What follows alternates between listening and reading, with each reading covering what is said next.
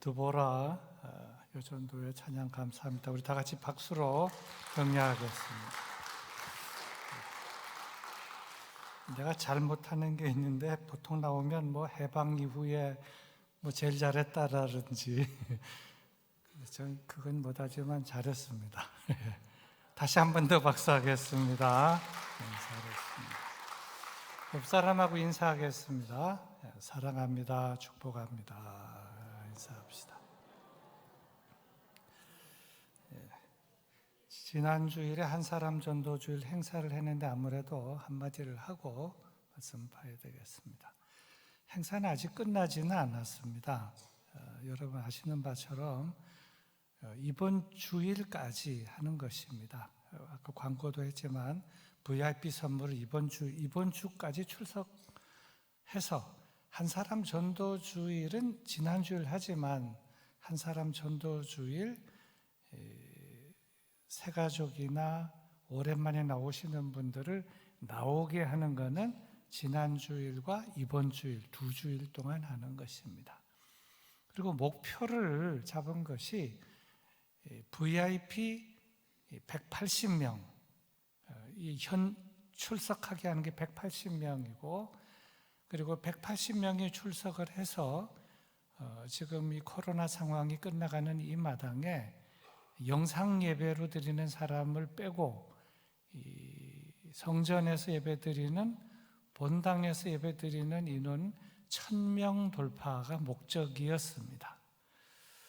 그리고 이제 그 결과 발표는 이번 주일 지나고 5월 첫째 주일 가서 이제 전도부에서 집계가 다 나오면 이제 그때 공식적으로 통계 발표도 하고 여러 가지 또 격려도 하게 될 터인데, 이제 오늘 우리 교역자 회의를 했습니다. 중간 집계 보고가 나왔는데 그 VIP 180명을 이렇게 여기 오셔서 등록된 분들이 선물도 받아갔으면 좋겠다고 그랬는데 231명. 한번 박수해야죠. 231명입니다. 그리고 본당 현장 예배는 1000명, 1007명, 1007명으로 됐습니다.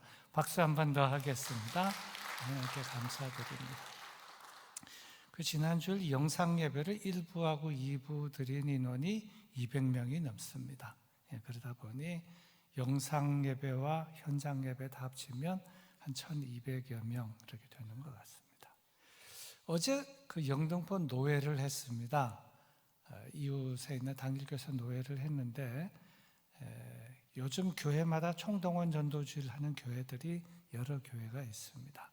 근데 이제 이웃교회 목사님이 뭐 누구라고는 말하지 않고 저한테 와서 인사를 하면서 목사님 목표 달성했다면서요. 그래요. 그래서 어떻게 소문이 이렇게 빠른가, 안테나를 그렇게 올렸나 해서 축하드립니다. 그래서 목표 달성했다고. 그래서 뭐 참 감사하기도 하고. 근데 여러분 무슨 목표를 세우고 교회가 뭘 추진을 하면 달성이 돼야지, 달성이 안 되면 이게 힘이 빠지는 거거든요. 근데 여러분 참 수고를 많이 했습니다. 많은 분들이 수고했는데 뭐 일일이 열거하려면 너무 많고, 여하튼 온 교회가 한마음 한뜻이 되어서 이렇게 해야 이제 회복의 길로 나아간다 이렇게 보여집니다. 그래서 점진적으로 이제 완전하게 회복이 되어서 온 교회가 교회로서의 모습을 제대로 다시 다 갖추고 회복을 하고 하나님 기뻐하시는 그 일을 교회가 이 시대 속에서 해야 하지 않겠나 이렇게 생각을 합니다. 자, 오늘 말씀은 14절부터 시작을 합니다. 14절 말씀은 이렇습니다. 모든 사람과 더불어 화평함과 거룩함을 따르라. 이것이 없이는 아무도 주를 보지 못하리라. 이 14절이 그 시작을 14절부터 하지만 24절이 제일 중요하고 또 이 14절 때문에 오늘 이 본문을 택한 것입니다. 요즘 여러 가지 교회나 세상 돌아가는 상황이나 노회나 교계 총회나 여러 가지를 보면서 이 부분을 좀 묵상을 많이 해야 할 시기이다, 이런 생각을 하게 됐습니다. 오늘 이 말씀의 주제는 화평과 거룩입니다. 화평과 거룩. 그래서 화평과 거룩에 대해서 먼저 살펴보고 말씀을 풀어가겠습니다.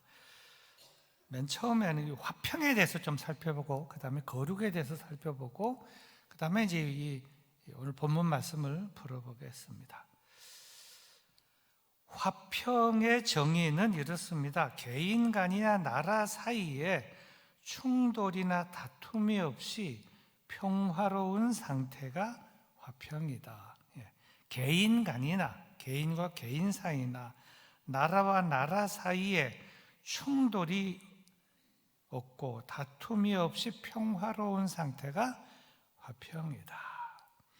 근데 이런 그 화평을 이제 개인끼리나 사람과 사람끼리나 집단과 집단끼리나 이게 화평을 이루어야 되는데, 평화롭게 되기 위해서 이것이 잘 되지 않는데 이걸 이루는 방법이 몇 가지가 있습니다. 이거를 강제로 이루는 것이 있습니다. 이 사람하고 이 사람하고, 야 너희들 왜 그래? 화평해 이래가지고 강제로 화평시키는 강제 화평이라는 것이 있죠. 강권적인 화평을 강제로 이루어서, 너희들 왜 이리 싸우지 마, 화평해 해가지고 악수해, 그래갖고 이제 화평을 이루는 겁니다. 이 화평을 무슨 화평이라고 하는가 하면 강제적 화평, 로마식 화평, 이겁니다. 힘으로 이루는 화평, 권력적 화평이라는 것입니다. 그런가 하면 이러한 그 화평이 잘 되지는 않지요. 또 되는 사람들도 있지만 개인이나 집단 사이에 화평을 힘이 아닌 힘으로 하는 건 좀 문제가 있지. 서로 대화로 화평해야 되지 않나? 앉아서 차도 마시면서 야 우리 화평하자, 그래가지고 앉아서 이제 대화로 풀어나가는 화평이 있습니다. 정신적 화평, 철학적 화평, 대화적 화평, 이 화평을 가리켜서 헬라적 화평이라 그럽니다. 헬라적. 강제적 힘으로 하는 화평은 로마적 화평, 로마적. 그리고 대화로 풀어나가는, 이제 그리스에서 철학이 발달됐기 때문에 그리스적 화평, 철학적, 또 대화적, 지식적, 정신적 이런 화평이다 하는 겁니다. 그런데 이렇게 강권적인 화평이나 야 왜 화평 안 하는 거야, 빨리 화평해 하고 무력적으로 화평을 시키는 거나, 대화적으로 강제적으로 테이블에 앉혀가지고 화평을 시킨다고 해서 화평이 되는가 하면 때로 되기도 하지만 대부분은 잘 되지를 않습니다. 안 되는데, 진정한 화평은 그러면 없는가? 있다 하는 것입니다. 힘으로 이루는 로마식 화평도 아니고 정신적으로 또 이루는 헬라식 화평도 아닌 하나님이 이루시는 화평인데, 그 화평을 히브리식 화평이다. 히브리적. 로마적 화평은 힘에 의한 화평이고 헬라적 화평은 정신적 화평이라고 한다면, 하나님이 이루시는 화평은 히브리적 화평이다. 히브리식 화평이다. 그래서 하나님이 이루시는 이 화평을 원어로 말하면은 히브리어는 샬롬이라고 하고 헬라어로는 에이레네라고 합니다. 에이레네. 이 샬롬은 갈등이 없고 싸움이 없다는 의미를 가지고 있지만, 그보다도 더 심오한 의미가 있는데, 이 화평, 이 샬롬 안에는 모든 영역에서 이제 그동안 개인과 개인, 집단과 집단 사이 불편함이 있었어요. 갈등도 있고, 오해도 있고, 미움도 있고, 싸움도 있고 있었는데 이것이 샬롬의 상태에 들어가게 되면 이것이 온전하게 완전히 녹아진 평화스러움. 그래서 긴장감도 없고, 그리고 안전하고 온전하고 건강한 상태. 그래서 하나님의 평화, 하나님의 축복을 이렇게 경험하면서 우리가 정말로 이 문제가 해결이 되었구나 하는 것을 느끼게 하는 그런 화평, 그것을 샬롬이라고 한다. 우리가 샬롬 많이 하지만 샬롬이 이게 우리의 힘으로 되는 것이 아니고 하나님의 은혜와 또 하나님의 역사로 이루어지는 것이다 하는 것입니다. 그 다음 두 번째로 이제 이거 화평에 대해서 살펴보았고요. 그 다음에 이제 거룩에 대해서, 거룩의 정의는 성스럽고 위대함, 이렇게 정의를 합니다. 성스럽고 위대한 것, 성스럽고 위대한 것이 거룩이다. 근데 이제 이 거룩이라고 하는 이 단어의 히브리 단어는 카다시라고 하는 것인데, 이거를 번역을 하면 구별하다 하는 겁니다. 구별하다. 어떻게 구별하느냐? 세속과 더러움, 죄와 악과 같은 영역에서 구별할 때 카다시, 구별하다, 구분하다 하는 이런 단어를 쓰게 됩니다. 그러니까 이제 예를 들면 이렇습니다. 강단에 나와서 이제 우리 대표 기도하시는 분들이 전능하시고 거룩하신 주 여호와 하나님, 거룩하신 주 여호와 하나님 하면 거룩하시다라고 하는 그 말에 그 하나님이라고 하는 그 단어 앞에다 거룩하신 하나님 하면 그 거룩하신 하나님은 첫째 우리와는 다르다. 우리와는 구별이 된다. 차별이 되고 완전히 차원이 다르다. 그런 그 의미가 있습니다. 하나님께서는 그 어떤 더러운 것과도 함께 하실 수 없으시며 온전히 순수하시며 순결하신, 그리고 죄와는 전혀 상관이 없으신, 그렇게 온전히 거룩하신 하나님이시다. 그래서 거룩하신 하나님, 죄인 된 우리가 하나님 앞에 나왔습니다. 섰습니다. 이렇게 기도를 하는 것입니다. 그런데 오늘 본문에서는 이제 본문을 봅니다. 이제 화평과 거룩을 다루는데 이렇게 말씀을 하셨습니다. 모든 사람과 더불어 화평함과 거룩함을 따르라. 이것이 없이는 아무도 주를 보지 못하리라. 이렇게 했습니다. 화평함과 거룩함을 따르라. 근데 모든 사람과 더불어 화평함과 거룩함을 따르라. 이것이 없이는 아무도 주를 보지 못하리라. 근데 무슨 말씀인가 하면 화평만 하라, 거룩만 하라 하는 것이 아니라 화평과 거룩을 함께 말씀하고 있다는데 방점이 있습니다. 이건 아주 참 깊은 그 의미와 뜻이 있는데요. 거룩이라고 하는 것, 우리가 이제 거룩을 지향을 해야 된다 하는 생각들을 다 가지고 있는데, 이 거룩이라고 하는 것은 화평과 함께 이루어져야만 하는 것이지, 화평이 없는 거룩만 있다면, 여러분 이제 이론적으로 화평은 하지 않는데 거룩함을 말한다. 화평이 없는 거룩이다. 그걸 말할 수 있느냐? 그걸 말할 수 없다는 겁니다. 화평이 없는 거룩은 거룩일 수가 없고, 그 거룩은 잘못된 거룩이고 위선된 거룩이다 하는 것입니다. 예수님께서도 말씀하셨어요.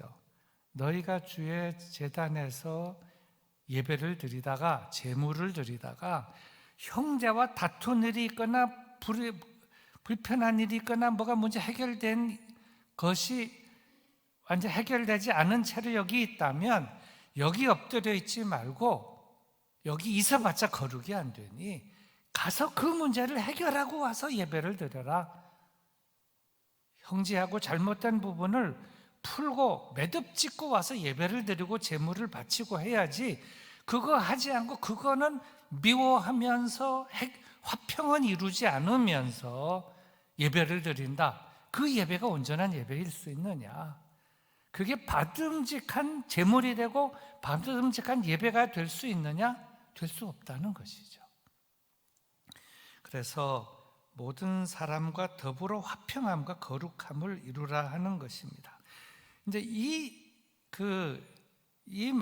14절 말씀을 먼저 말씀을 하고 나서 이 문제를 풀어나가면서 15절과 16절이 있는데 그 뒤에 2절 말씀을 통해서 그리스도인들이 화평함과 거룩함을 어떻게 잃어버리는지에 대하여 말씀을 하셨습니다. 15절에서 언급하는 것은 주된 개념이 화평함을 잃어버리게 하는 것이 쓴뿌리라는 것을 소개하면서 등장시켰습니다. 그리고 16절에서는 2가지를 소개했는데요. 첫 번째는 음행과 음란, 그리고 2번째는 한 그릇 음식을 위하여 장자의 명분을 판 에서와 같은 망령. 그런데 그 16절은 이 두 개의 예를 들었지만 2개가 다 같은 하나의 그 범주에 들어가는데 음행이라고 하는 범주에 다 들어갑니다. 이제 15절과 16절이 왜 있는가 하면 14절은 모든 사람과 더불어 화평함과 거룩함을 따르라 또 이루라 그랬는데 15절과 16절은 이렇게 하게 되면 화평함도 잃어버리게 되고 거룩함도 잃어버리게 된다. 그러므로 15절과 16절처럼 살아서는 안 된다 하는 점을 말씀을 하고 있습니다. 자, 그럼 이제 15절을 보겠습니다. 15절에서 언급한 것은 쓴뿌리입니다. 이 쓴뿌리는 교회 공동체 속에 있는 쓴뿌리와 같은 사람을 의미하고 있습니다. 한 사람이면 사람, 또 여러 사람이면 사람들, 이렇게 말할 수 있습니다. 이 쓴뿌리와 같은 사람, 공동체 가운데 있을 수 있는데 교회 공동체 속에 있는 쓴뿌리와 같은 사람들은 교회 안에서 다른 사람들에게 고통을 주는 사람이다. 마음을 아프게 하는 사람이다. 더러움을 주거나 나쁜 영향을 주는 사람이다. 탈선된 교리와 사상을 가지고 다른 사람들을 어지럽히고 신앙을 약화시키는 사람, 이런 사람이 교회 공동체 안에 있는 쓴뿌리라는 거죠. 쓴뿌리. 또 교회를 어지럽히고 부패시키는 사람, 또 그런 사람들, 쓴뿌리입니다. 그런데 여러분, 교회 공동체 속에 이제 처음에 교회가 개척이 되고 이제 교회가 열심히 찬송하고 기도하고 말씀을 보고 잘 평화롭게 나가는데 언젠가부터 이게 좀 찌그락찌그락하고 문제가 생기고 이론이 생기고 그거 아닌 것 같아 그러고 이러면은 이게 이상한 그 생각이 들어오거나 이제 문제가 생긴 겁니다. 이 쓴뿌리의 가능성이 있는 것을 좀 염려해 보아야 된다는 겁니다. 그래서 교회 공동체 속에 이런 그 쓴뿌리 같은 사람, 개인이 있거나 몇 사람이 있으면 교회 공동체가 화평함을 잃어버리게 된다는 거예요. 화평이 깨지죠. 화평할 수가 없습니다. 쓴뿌리가 있는데 어떻게 화평이 될 수 있어요? 예배도 드리고 모이기도 하지만 불편한 것이 계속 있는 가운데서 때로는 기회도 보고 때로는 공격도 하고 그러면서 지내는 거죠. 교회가 교회답지 못하고 하나님 마음을 아프게 하는 그런 공동체가 된다는 겁니다. 교회 공동체가 화평함과 거룩함을 잃어버리게 되면 결국 이것은 누룩같이 번지게 돼서 아무도 주를 보지 못하게 되고 주님을 보게 되는 것을 뭉개버리게 된다는 것이죠. 그래서 여러분, 오늘 이 말씀은 참 어려운 그 말씀이긴 하지만 여러분 그 요즘 돌아가는 뉴스나 보세요. 어떤 때 보면 도대체 이 사람들이 정치가들인가, 도대체 그게 할 말인가, 제정신이 아닌가. 그러니까 나라가 어지러운 거예요. 뉴스가 어지럽고 방송이 어지럽고 제정신이 아니고. 근데 그런 일이 교회 속에 있어 보세요. 이런저런 말들이고 그러면요, 교회가 하나가 되지 못하고 화평함이 깨지고, 화평함이 깨지면 거룩함을 잃어버리고, 화평함과 거룩함을 잃어버리면 아무도 주를 보지 못하고 주를 만나지 못하고, 교회는 왔다 갔다 하고 행사는 하지만 그냥 먼지만 날릴 뿐이지 교회가 교회답지 못하다는 것입니다. 그러므로 교회 공동체는 화평함과 거룩함을 잃어버려서는 안 된다. 교회 공동체 화평, 그리고 화평만 있어도 안 되고, 맨 마지막 결론 가서 말씀드리겠습니다만, 교회는 거룩해야 됩니다. 교회는 하나님께서 내가 거룩하니 너희도 거룩하라고 말씀하셨기 때문에 거룩을 우리가 추구해야 되지만, 화평하지 않고 거룩함만 추구할 수 있느냐? 안 된다는 것이죠.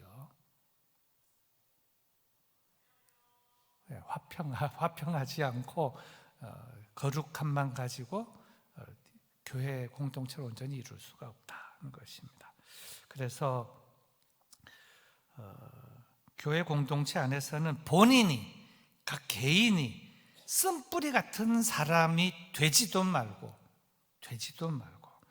교회 공동체 속에 쓴뿌리 같은 사람이 생겨나서 교회 공동체를 괴롭게 하거나 더럽게 하거나 어지럽게 하는 그런 일이 발생하게 되지 않게 하고 방치하지 말라. 그 15절에 보면 이렇게 되어 있습니다. 쓴 뿌리가 나서 괴롭게 하여 많은 사람이 이로 말미암아 더럽게 되지 않게 하며, 많은 사람이 더럽게 되지 않게 하며.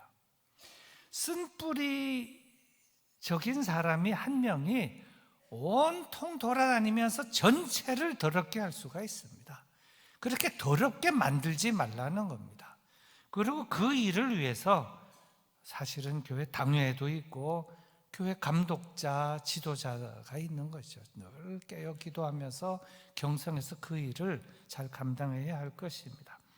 그리고 16절에 보면, 16절에 음행하는 자, 개인이고, 음행하는 자가 한 명이 생기면요, 그 다음에 음행하는 자가 2명이 되고요, 음행하는 자가 3명이 되고, 이 음행이라고 하는, 음행이나 음란이라는 것은 누룩처럼 이렇게 번져나가는 겁니다.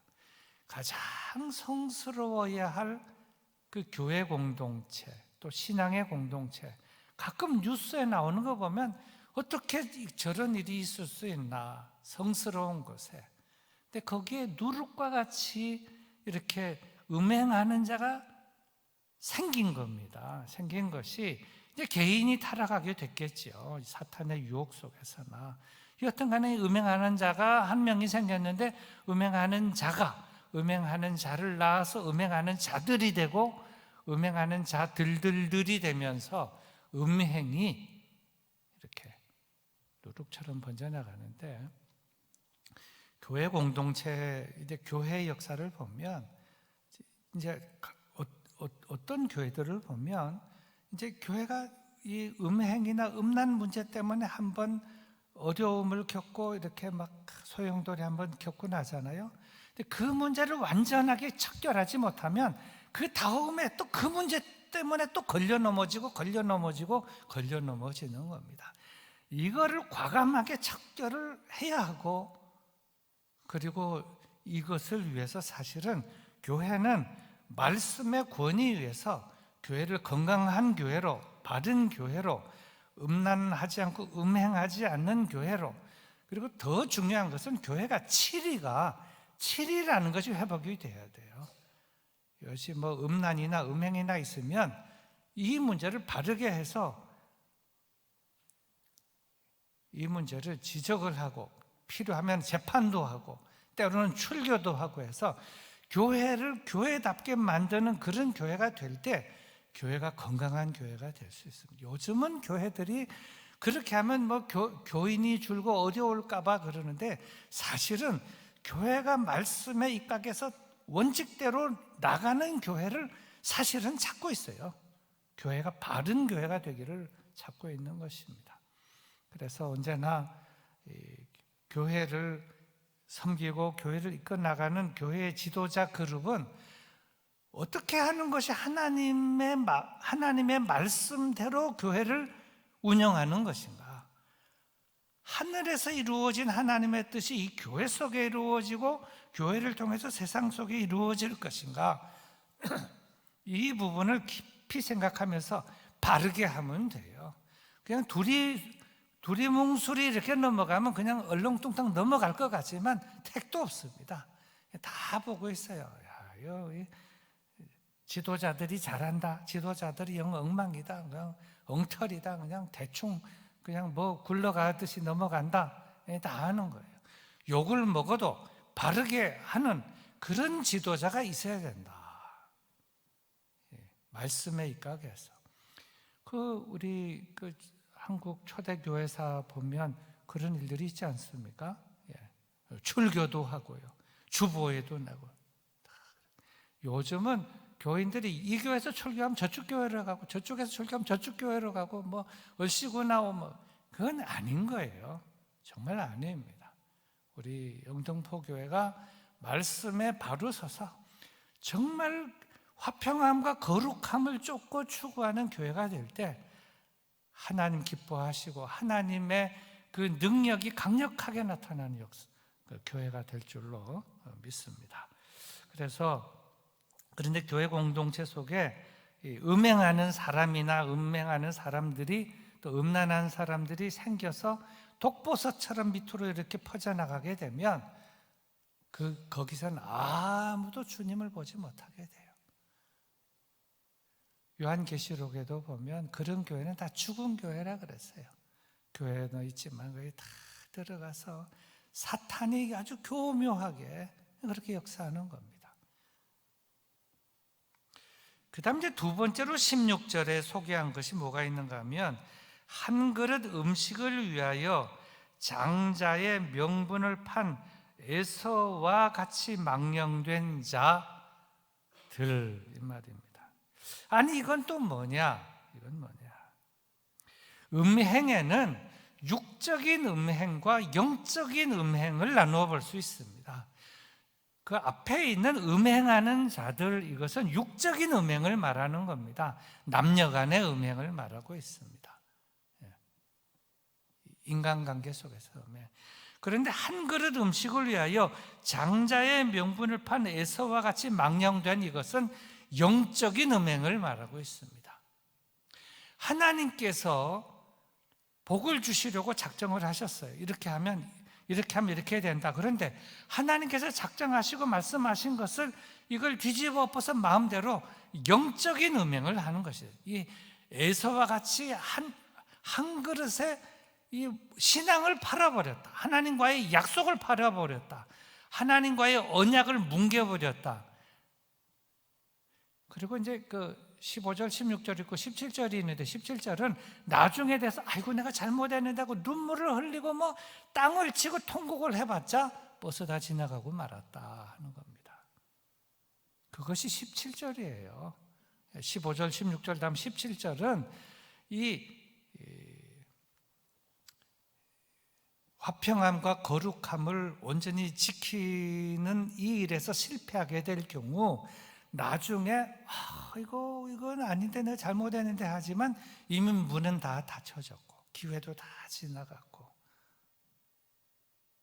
그리고 아무도 주를 보지 못하고 또 하나님의 은혜와 은총이 언제나 무한정이 있는 것이 아니고 그 문이 닫혀졌다 하는 그것을 말씀하고 있는 것입니다. 여기 장자의 명분을 판 모습으로 망령이라고 했는데, 이 망령이라고 붙인 이 진정한 의미는 잘못되었다, 이 에서가 정말 잘못되었다 하는 겁니다. 에서는 그냥 그대로만 잘했으면 이미 장자의 명분도 다 있고 그냥 다 받을 수 있는 것인데, 굴러오는 저 복을 제 발로 다 차버린 겁니다. 그래가지고 이제 사실은 형편없이 된 것이죠. 그런 어리석은 육적인 음행이나 영적인 음행에 떨어지는 그런 일이 없어야 되고, 그렇게 육적인 음행을 하거나 영적인 음행을 하는 사람들이 공동체 속에 있다면 그것이 누룩처럼 퍼져서 교회가 교회되지 못한다 하는 이 점을 지금 말씀하고 있는 것입니다. 특별히 하나님께서 주시고자 하는 복, 이것보다도 하나님과의 관계, 하나님께서 주시고자 하는 그것보다도 팥죽 한 그릇이 더 귀하게 여겨진다든지, 또 요즘 많이 요 뉴스에 뜨는 무슨 핸드백 이것만 주면 어디든지 쫓아간다든지, 이건 아니라는 거죠. 근데 이제 사람들이 그런데 떨어질 가능성이 있다, 이런 점입니다. 이제 설교 결론입니다. 오늘 말씀의 요절은 14절인데요.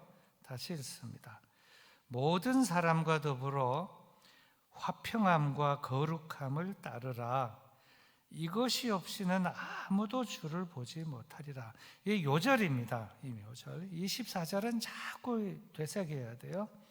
성도는 화평함과 거룩함을 추구해야 한다는 귀한 말씀인데, 요점을 정리하면 이렇습니다. 하나님에 대하여는 거룩함을 추구해야 하고, 하나님에 대하여는 거룩함을 추구해야 하고, 모든 사람에 대하여는 화평함을 추구해야 한다. 그리고 이걸 같이 해야 된다. 그래서 신앙생활이란 무엇이냐? 신앙생활이란 거룩하신 하나님 앞에 바르게 서는 것으로서 거룩함 가운데 서는 것, 거룩함 가운데 서는 것이 신앙생활이고, 모든 사람들 앞에 바르게 서는 것으로서 사람들과의 관계성 속에서 화평함 가운데 서는 것이다. 하나님 앞에서는 거룩함 가운데 서는 것이고, 사람들 가운데서는 화평함 가운데 서게 될 때, 화평과 거룩함을 가지게 되면 주님을 볼 수 있다는 거예요. 굉장히 중요한 것입니다. 굉장히 중요해요. 그러니까 화평과 거룩과 화평. 사람과 싸우고 원수 맺고 하나님 앞에서 거룩함과 하나님의 자녀라 칭찬받을 수 있냐? 택도 없다.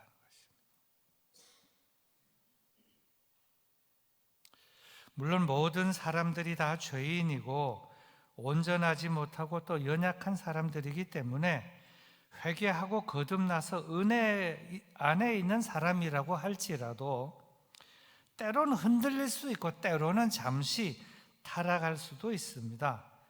또 게을러질 수도 있고 나태해질 수도 있다고는 봅니다.